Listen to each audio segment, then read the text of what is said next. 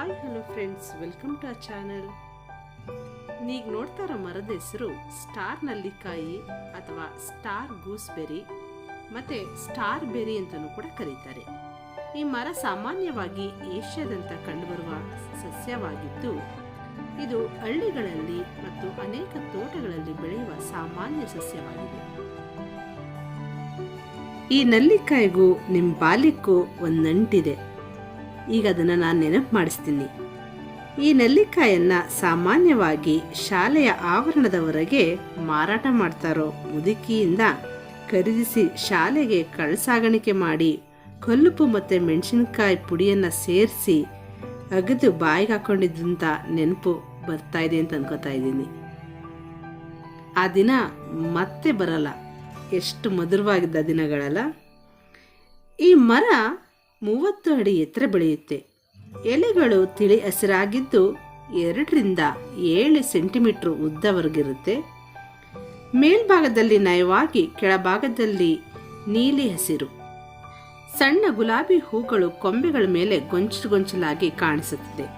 ಇದನ್ನು ಹೆಚ್ಚಾಗಿ ಅಲಂಕಾರಿಕ ಉದ್ದೇಶದಿಂದಲೂ ಕೂಡ ಬೆಳೆಸ್ತಾರೆ. ಹಣ್ಣುಗಳ ವಿಚಾರಕ್ಕೆ ಬಂದರೆ 6 ರಿಂದ 8 ಪೆಕ್ಕೆಲುಬುಗಳನ್ನು ಹೊಂದಿರುತ್ತೆ. ಯೌವನದಲ್ಲಿ ಹಸಿರು ಮತ್ತು ಅದು ಬಲಿತಂತೆ ತಿಳಿ ಹಳದಿ ಬಣ್ಣಕ್ಕೆ ತಿರುಗುತ್ತದೆ. ಈ ಹಣ್ಣನ್ನ ಉಪ್ಪು ಮತ್ತು ಮೆಣಸಿನಕಾಯಿ ಪುಡಿಯೊಂದಿಗೆ ತಿಂತಾರೆ. ಜೊತೆಗೆ ಉಪ್ಪಿನಕಾಯಿ, ಚಟ್ನಿ, ಗೊಜ್ಜು, ಜೊತೆಗೆ ಮಿಠಾಯಿಯಂತಹ ಅನೇಕ ಭಕ್ಷ್ಯಗಳಲ್ಲೂ ಕೂಡ ಈ ಹಣ್ಣನ್ನು ಬಳಸ್ತಾರೆ. ಈ ಸಸ್ಯದ ವಿವಿಧ ಭಾಗಗಳನ್ನು ವಿವಿಧ ಕಾಯಿಲೆಗಳಿಗೆ ಗುಣಪಡಿಸಲು ಕೂಡ ಬಳಸಲಾಗುತ್ತದೆ. ಆಯುರ್ವೇದದಲ್ಲೂ ಇದಕ್ಕೆ ಬಹಳ ಮಹತ್ವವನ್ನು ಹೊಂದಿದೆ. ಅದರಲ್ಲಿಯೂ ಬ್ರಾಂಕೈಟಿಸ್, ಪಿತ್ತರಸ, ಮೂತ್ರದ ಸಾಂದ್ರತೆ ಮತ್ತು ಪೈಲ್ಸ್ ಚಿಕಿತ್ಸೆಗೆ ಇದು ಬಹಳ ಉಪಯುಕ್ತವಾಗಿದೆ.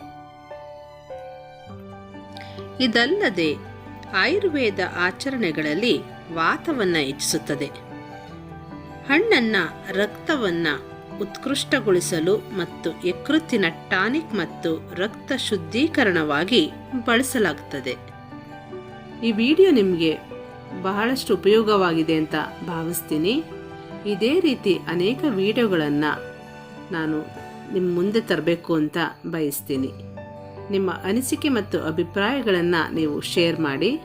ಜೊತೆಗೆ ಈ ಥರ ಗಿಡ ನಿಮ್ಮ ಮನೆಯ ಮುಂದೆ ಅಥವಾ ನಿಮ್ಮ ತೋಟಗಳಲ್ಲಿ ಮನೆಯ ಸುತ್ತಮುತ್ತ ಕಂಡ್ರೂ ಕೂಡ ಒಂದು ಕಾಮೆಂಟಲ್ಲಿ ತಿಳಿಸಿ. ನೀವಿನ್ನೂ ಸಬ್ಸ್ಕ್ರೈಬ್ ಆಗಿಲ್ಲ ಅಂದರೆ ದಯವಿಟ್ಟು ಸಬ್ಸ್ಕ್ರೈಬ್ ಆಗೋ ಮುಖಾಂತರ ನಮ್ಮ ಚಾನಲನ್ನು ನೀವು ಬೆಳೆಸ್ತೀರಾ ಅಂತ ಭಾವಿಸ್ತೀನಿ. ನಮ್ಮ ಚಾನಲಲ್ಲಿ ಅನೇಕ ವಿಡಿಯೋಸ್ಗಳಿದ್ದಾವೆ. ಒಂದು ಉಪಯುಕ್ತ ಮಾಹಿತಿಯನ್ನು ನೀಡುವಂಥ ಚಾನಲ್ ಆಗಿದೆ. ದಯವಿಟ್ಟು ನಿಮ್ಮ ಪ್ರೋತ್ಸಾಹ ಹೀಗೆ ಮುಂದುವರಿಲಿ ಅಂತ ಹೇಳ್ತಾ ಮತ್ತೆ ಇನ್ನೊಂದು ವಿಡಿಯೋದಲ್ಲಿ ಭೇಟಿ ಆಗ್ತೀನಿ. Bye friends.